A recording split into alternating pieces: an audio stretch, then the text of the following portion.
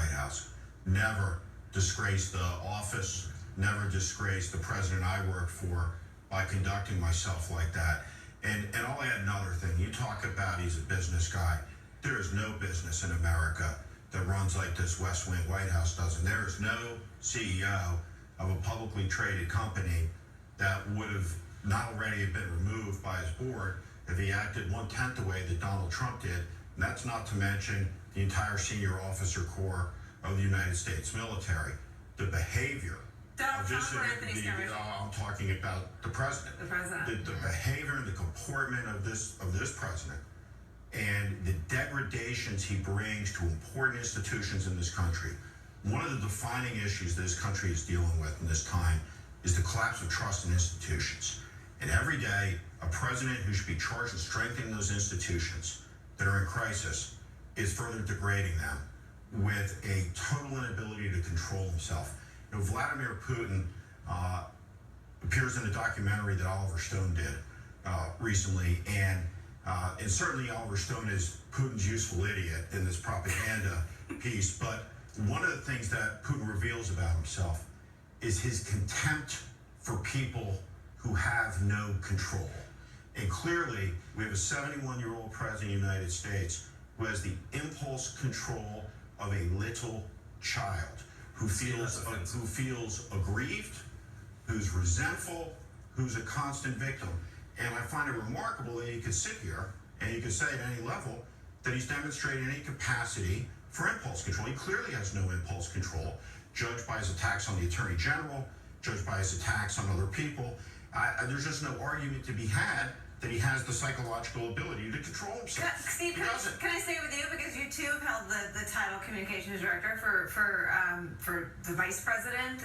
We were communications directors for George W. Bush's re-election, and then we went into the White House.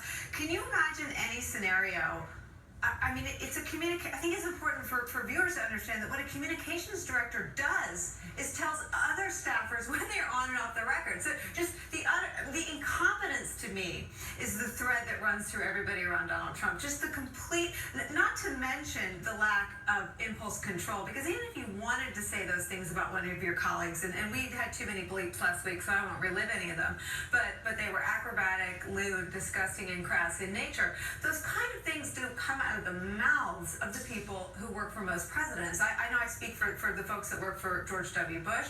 I'm sure that was the case. I know a lot of your former colleagues. Rahm Emanuel, did he never cuss? No, okay, so...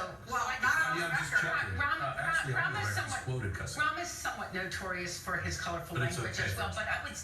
No, what I would say... We're making the opposite point. We're making the opposite point. Okay, it's not okay, but here's the other thing I would say, which is that, first of all, to use that language about your colleagues, okay? Because this wasn't addressed towards a reporter you had a fight with, and you lost your temper. Reince Priebus has been fired, and Steve Bannon. About your colleagues, and about people who you were supposed to work with, you were supposed to go in every morning, and it is a fundamental lack of loyalty to each other and to a president when you get that kind of behavior. And that is a prescription for disaster in West Wing. We all know that. In organizations where we work, if you don't trust each other, if you don't respect each other, you are not going to be able to be successful. We'll see if General Kelly can change that. These people are not working at IBM. Mm-hmm. These people are in close proximity to the most powerful person in the world. They are commissioned officers. An assistant to the president, if I recall, is a deputy assistant, carries 3-star rank. A deputy assistant carries 2-star rank. Mm-hmm. And so these are positions of immense responsibility, immense importance. What do you think? I'm just curious. What do you think the advisors to the Canadian Prime Minister, the British Prime Minister, the German Chancellor, the Australian Prime, what do you think they think when they're reading something like this? And the great danger of this chaos is this. For the first time since World War II, the President of the United States utterly and absolutely lacks the moral authority to lead the Western Alliance, should it be necessary, militarily. Because domestically, the Australian Prime Minister and the Canadian Prime Minister and the British Prime Minister cannot trust the credibility of this president, this administration, to commit their troops under American command. And that chaos brings the predator nations to life against our interests all over the world. It makes the world more dangerous. And it's not that Anthony Scaramucci used bad words. It's that Anthony Scaramucci showed us all. He revealed what's going on there. The snake pit, the leaking, the lack of probity, the lack of rectitude by these people who constantly, since Donald Trump became president, have stood up in front of the podium with the White House seal on it, have serially lied to the American people, have prevaricated constantly, and it is not good for America. It's bad. Full stop right there. We're just hitting pause. We're going to have much more on all of this on the other side of a very short break. Stay with us.